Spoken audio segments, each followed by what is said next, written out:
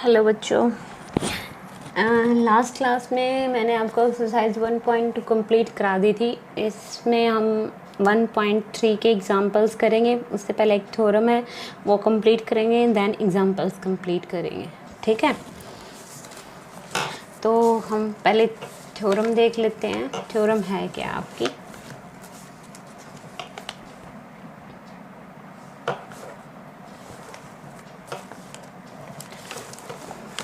एक सेकेंड,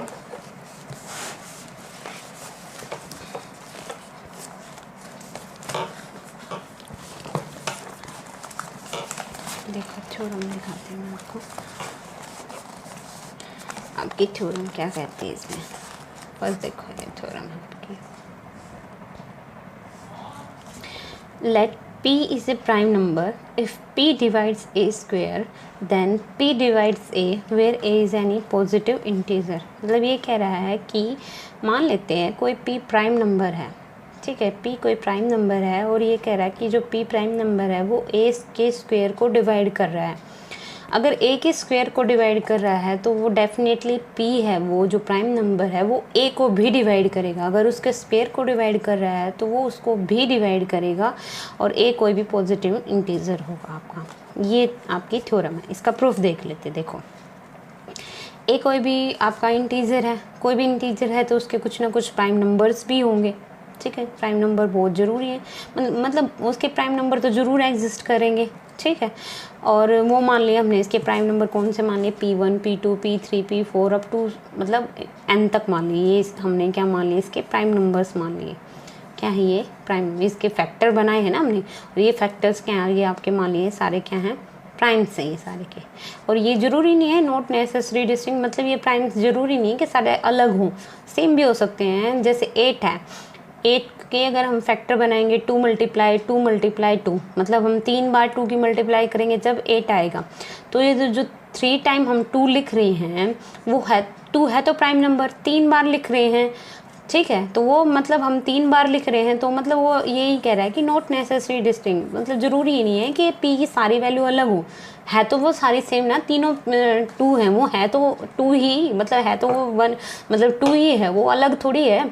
तो मतलब यही कह रहा है कि ये सारे क्या इसके प्राइम नंबर्स हैं, ज़रूरी नहीं है कि ये अलग अलग हो, सेम भी हो सकते हैं हमारे। ठीक है, तो ये a के प्राइम्स हैं। तो अगर मैं a के स्क्वायर की बात करूँगी, a का स्क्वायर का मतलब क्या होता है? देखो, अगर जैसे देखा a के क्या प्राइम्स हो गए आपके? 1, P1, P2, P3, P4 up to Pn, और P ये क्या हमारे प्राइम्स हैं, नंबर्स हैं। क्या ये इसके प्राइम्स हैं? ये सारे क्या क्या हैं?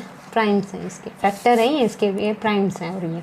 ठीक है, अब मैं a के स्क्वायर की बात करती है। इसका स्क्वायर क्या होता है? a इंटू में a। ठीक है, तो a के प्राइम लिखें इंटू में a के प्राइम, मतलब इसके हम क्या बोलेंगे? Prime factors P1 into P2 into P3 up to Pn। फिर से दोबारा लिखेंगे इस a वाले के, P1 इंटू P2 इंटू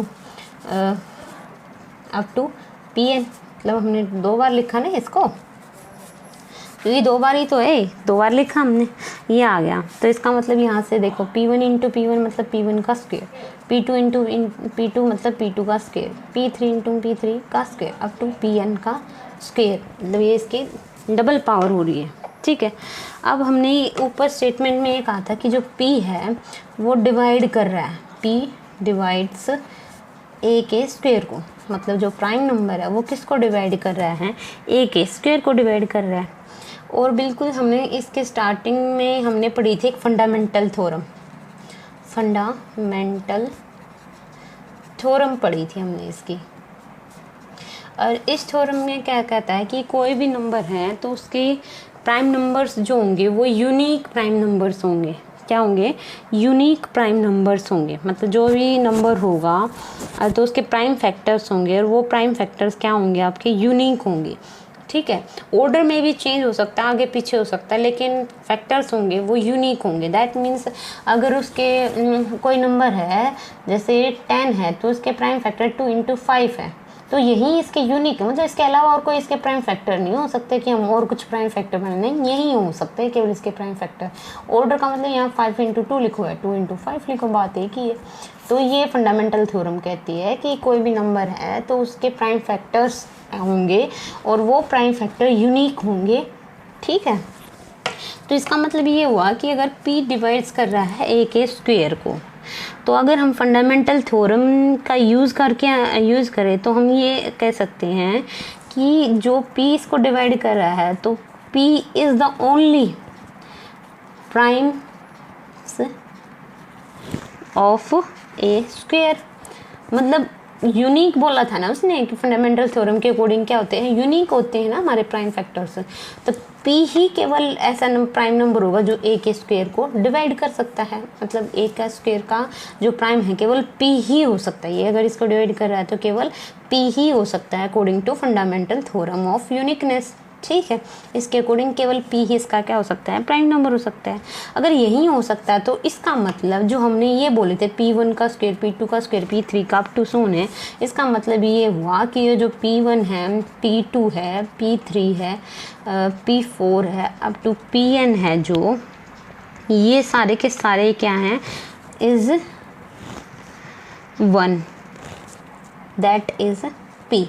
ये सारे के सारे क्या हैं, इज़ 1, या आप कह सकते हैं सेम। ये सारे के सारे क्या हैं, सेम, और वो क्या हैं, दैट इज़, वो है क्या, p है। मतलब ये अलग अलग नहीं है, वो सारे एक ही हैं, और वो क्या है आपका p है। वो क्या है आपका प्राइम नंबर क्या है, वो आपका p है। अगर वो आपका p है तो मतलब ये सारे के सारे क्या हैं, ये अलग नहीं है, ये सेम है, वो क्या है, p है।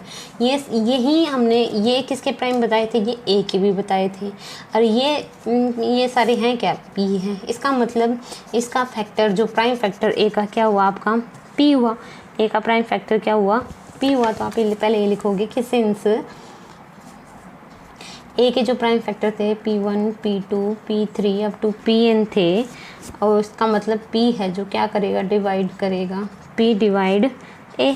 इसका मतलब p किसको डिवाइड करेगा, a, क्योंकि ये इसके प्राइम फैक्टर्स थे। तो और ये सारे सेम है, वो है क्या, p है, तो p भी इसको क्या करेगा, डिवाइड करेगा। हमें यही प्रूफ करना था, ठीक है, क्लियर है। एक सिंपल सी चीज़ यही है कि अगर कोई नंबर है, उसके प्राइम फैक्टर है, अगर वो उसके स्क्वायर को डिवाइड करा तो उसको डेफिनेटली डिवाइड करेगा आपको, ठीक है।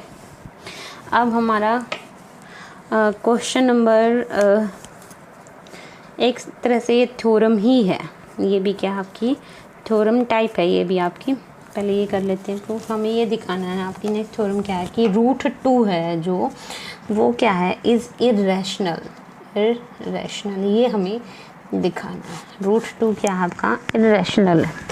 तो हम कॉन्ट्रेरी लेके चलेंगे, मतलब हम क्या करेंगे कि हम इसको रैशनल लेके चलेंगे। अगर रैशनल के अकॉर्डिंग हमारा रिजल्ट ठीक आया तो इसका मतलब रैशनल। अगर रैशनल लेके चले हैं, रिजल्ट हमारा गलत आ रहा है, तो इसका मतलब ये रैशनल नहीं है, वो क्या है, इरेशनल है ये, ठीक है। तो हम मान लेते हैं कि हम अज्यूम कर लेते हैं, अज्यूम √2 इज़ रैशनल। √2 क्या हमारा रैशनल नंबर है।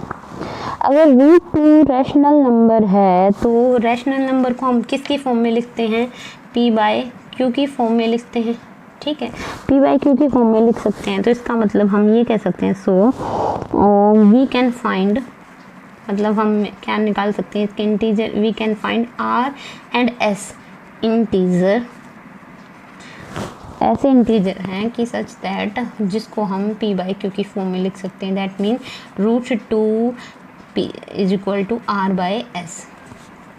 √2 इज इक्वल टू r/s, मतलब हमें r और s इंटीजर्स मिले। हमने पहले बोला √2 रैशनल है, तो इसका मतलब p/q की फॉर्म में लिख सकते हैं, और p/q की फॉर्म में लिख सकते हैं तो ऐसे इंटीजर ढूंढने पड़ेंगे। हमने मान लिया कि r और s ऐसे इंटीजर्स हैं, तो इसका मतलब r/s ये हमने इस फॉर्म में लिख दिया।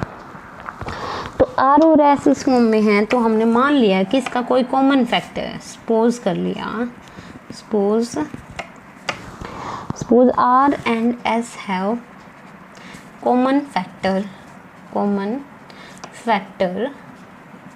अदर देन 1, मतलब इसके पास कोई कॉमन फैक्टर है, 1 के अलावा कोई कॉमन फैक्टर है इनका कोई।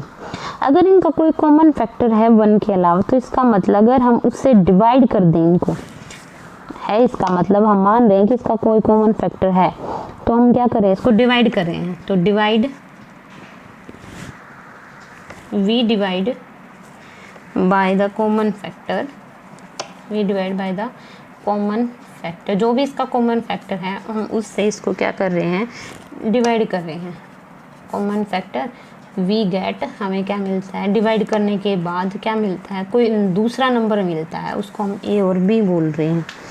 ठीक है, अब इनके बीच में कोई कॉमन फैक्टर था, उससे हमने काट दिया, तो अब कोई कॉमन, तो ए अपॉन बी में मतलब हमें दूसरा कॉमन फैक्टर क्या मिला, ए अपॉन बी। तो अब हमारा जो कॉमन फैक्टर था हमने उससे तो इसको कट कर दिया, अब हमारा कोई कॉमन फैक्टर नहीं बचा, कोई कॉमन फैक्टर नहीं बचा, तो इसका मतलब क्या हुआ कि ए और बी क्या है, हमारे को प्राइम नंबर हैं।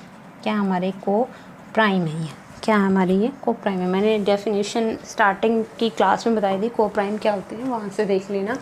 तो हमने बता दिया कि ए और बी क्या आपके को प्राइम है। तो अब मैं क्या कर रही हूँ, इसको इधर लेके जा रही है, जिसके मल्टीप्लाई में कर रही है इसको, तो उधर जाके मल्टीप्लाई में √2b = a हो गया। मैंने क्या किया, अब ये हो गया, तो इसका मतलब आप इसका मैं क्या कर रही हूँ, स्क्वेयरिंग कर रही हूँ, इसका स्क्वेयरिंग बोथ साइड, मैंने दोनों साइड क्या कर दिया, इसका स्क्वेयर कर दिया। तो स्क्वेयर करूँगी तो रूट कैंसिल हो जाएगा स्क्वेयर से, यहाँ बच जाएगा 2 और b का स्क्वेयर ये हो जाएगा और a का ये स्क्वेयर हो जाएगा, ये आ गया।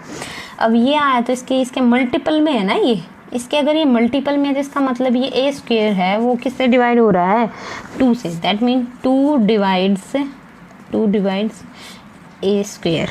2 किसको डिवाइड कर रही है, ए स्क्वेयर, क्योंकि ये सी के तो मल्टीपल है, मतलब एक ए स्क्वेयर है, ए स्क्वेयर है, इसकी इन दोनों की मल्टीप्लाई करने के बाद ए स्क्वेयर आ रहा है, तो ये मल्टीप्लाई करने के बाद आ रहा है एक तरह से, तो ये इसको डिवाइड भी करेगा। दैट मीन 2 है, वो डिवाइड कर रहा है एक ए स्क्वेयर को। ठीक है, अगर जो हमने ऊपर वाली थ्योरम पढ़ी थी कि अगर ये इसके स्क्वायर को डिवाइड कर रहा है, that means that is 2 divides A, वो ए को भी डिवाइड करेगा। अगर उसके स्क्वायर को डिवाइड कर रहा है तो वो ए को भी डिवाइड करेगा, ए को डिवाइड करेगा। तो हम इस तरीके से लिख सकते हैं, दैट मीन्स हम इस फॉर्म को इस तरीके से लिख सकते हैं, ए = 2c, मतलब कोई भी इसका नंबर जिसकी टेबल में जहाँ पे जाएगा, इसको इस तरीके से लिखते हैं, क्योंकि ये एक को डिवाइड कर रहा है ना। तो अब हमें ये मिला, अब मैं इसका क्या कर रही हूँ, स्क्वायर कर रही हूँ। अब इसका स्क्वायर करने से पहले जो यहाँ पर इसका स्क्वायर कर दो, पहले ए का स्क्वेयरिंग करेंगे हम, स्क्वेयरिंग बोथ साइड, स्क्वायर करेंगे तो ए का स्क्वायर किसके इक्वल हो जाएगा, 2 का स्क्वायर 4, c का c स्क्वायर 4c स्क्वायर। अब इस इक्वेशन से देखो और इससे, ये फर्स्ट मान लेते हैं, सेकंड फर्स्ट से देखें तो ए स्क्वायर की वैल्यू 2b स्क्वायर है, तो यहाँ पुट कर देते हैं 2b स्क्वायर = 4c स्क्वायर आ गया फ्रॉम फर्स्ट इक्वेशन से, ये हो गया। अब 2 से ये कैंसिल होगा, 2 आगे आ जाएगा 4, एक तरह से b स्क्वायर क्या हो गया आपका, 2c स्क्वायर हो गया। क्या हो गया, 2c स्क्वायर हो गया। इसका मतलब ये अभी इसके ये b है, इसके ये फैक्टर्स हो गए एक तरह से, तो इसका मतलब क्या हुआ कि 2 डिवाइड b, 2 किसको डिवाइड करा, b के स्क्वायर को। ठीक है, दैट इज थ्योरम के अकॉर्डिंग 2 डिवाइड b आल्सो। ठीक है, 2 b को भी डिवाइड करेगा ना, उसके स्क्वायर को डिवाइड कर रहा है थ्योरम के अकॉर्डिंग, तो 2 डिवाइड b आल्सो। ठीक है, अब b को भी डिवाइड करा, तो यहाँ पे हमने देखा कि 2b को भी डिवाइड कर रहा है और 2a को भी डिवाइड कर रहा है, तो इसका मतलब इनके अंदर कोई ना कॉमन फैक्टर क्या आ गया आपका, 2 आ गया। तो सो a and b have common factor 2, दोनों का कॉमन फैक्टर क्या है, 2 है। अगर a और b का दोनों का कॉमन फैक्टर 2 है, बट हमने ये कहा था कि जो a और b है वो क्या है, को प्राइम नंबर है, और a और b को प्राइम है तो उसका कोई कॉमन फैक्टर होना ही नहीं था। ठीक है, बट ये कॉन्ट्राडिक्ट कर गया हमारा, but this contradict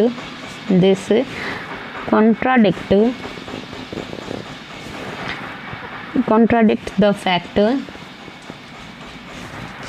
A and B have no common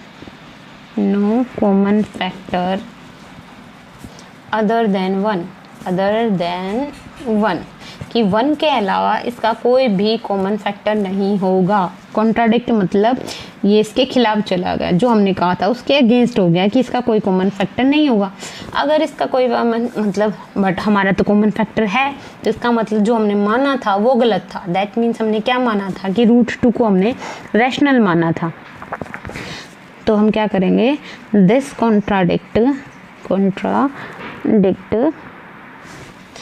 contradiction arise, ये क्यों, ये मतलब कॉन्ट्राडिक्शन क्यों हुई है क्योंकि हमने √2 को क्या माना था, रैशनल माना था। बिकॉज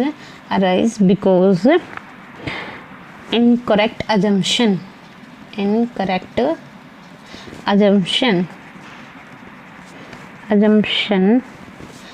that √2 क्या है, इज रैशनल।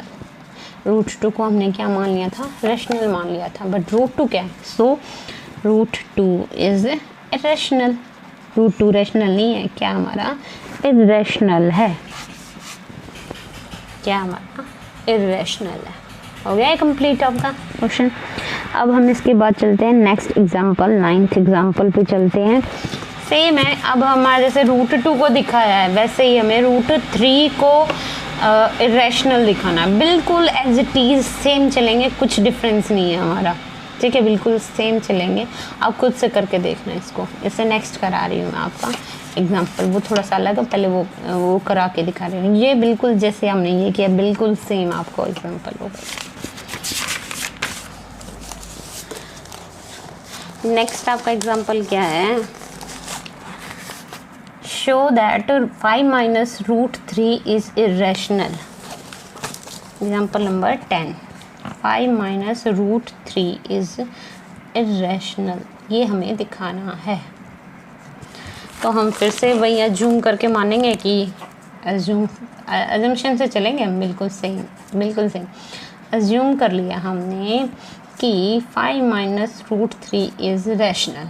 ये क्या हमारा रैशनल है। अगर ये रैशनल है तो हम इसको p/q की फॉर्म में लिख सकते हैं। तो इसका मतलब रैशनल है तो we can find coprime a and b। कोई भी दो नंबर कोप्राइम नंबर हमने निकाल लिए, किसके, इसके a and b। That means हम 5 minus √3 रेशियो की फॉर्म में लिख दिया a और b की, ठीक है, क्योंकि ये रैशनल नंबर है ना। अब मैं इस √3 को तो मैं क्या कर रही हूँ, एक काम कर रही हूँ, मैं इसको उधर लेके जा रही हूँ, माइनस का उधर जाके प्लस का हो जाएगा, ये प्लस का इधर आके माइनस का हो जाए, तो 5 minus a/b किसके इक्वल हो जाएगा, √3 के इक्वल हो जाएगा। हमने बस जस्ट रीअरेंज किया है इसको।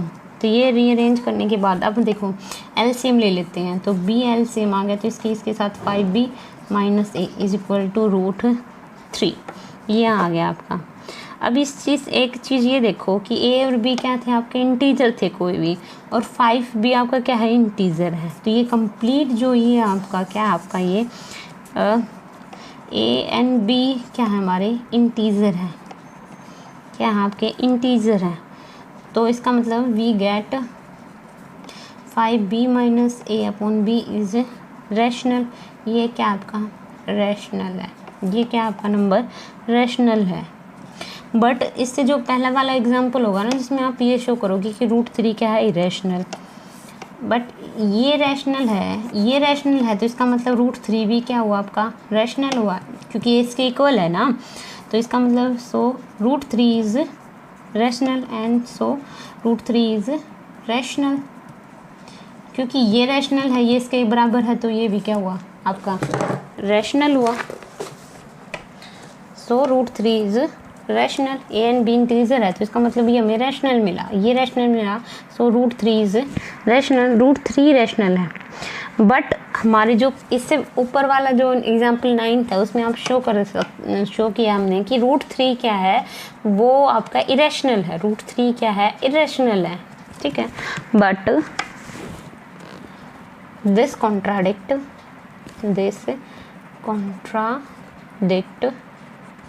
दैट √3 इज इरेशनल, क्योंकि √3 तो इरेशनल था, यहाँ से इरेशनल बन रहा है, तो ये कॉन्ट्राडिक्ट कर रहा है, तो इसका मतलब जो हमने कॉन्ट्राडिक्शन एज्यूम किया है वो गलत है।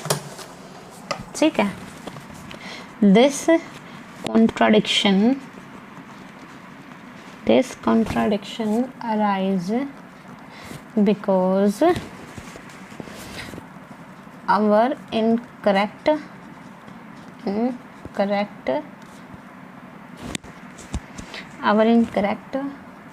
assumption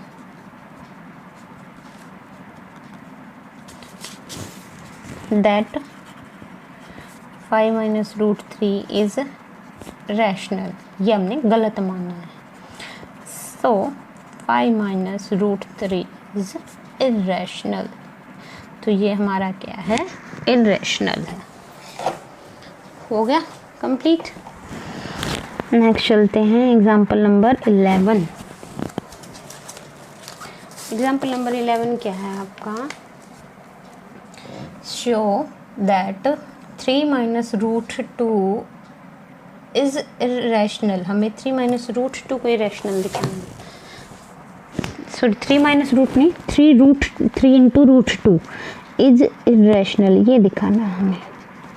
सेम वही अजम्पशन लेके चलेंगे, ये क्या हमारा कि ये रैशनल है, एज्यूम कर लिया हमने कि 3√2 इज रैशनल, हम कॉन्ट्राडिक्ट दिखा देंगे कि ये रैशनल नहीं है, मान लिया हमने रैशनल है, तो फिर से हम कहेंगे कि वी कैन फाइंड, यही चीज़ें लिखनी है हमें, we can find A and B coprime, so we get 3√2 is equal to A upon B, तो 3 को मैं इधर ले जाती हूँ, तो √2 is equal to A upon 3B। ठीक है, 3A और B, 3A and B are integer, ये सारे के सारे क्या हैं, इंटीजर है, ये इंटीजर है, तो इसका मतलब A upon 3B क्या हुआ, इज रैशनल, ये क्या हुआ आपका रैशनल नंबर हुआ, रैशनल हुआ तो सो √2 is also rational, √2 is rational, क्योंकि √2 इसके बराबर है, ये रैशनल है तो ये भी रैशनल हुआ। बट हमने जो हमारा एग्जाम्पल था या थ्योरम कह सकते हैं, जो फर्स्ट उसमें दिखाता है √2 क्या होता है, हमारा √2 तो इरेशनल होता है, बट this contradict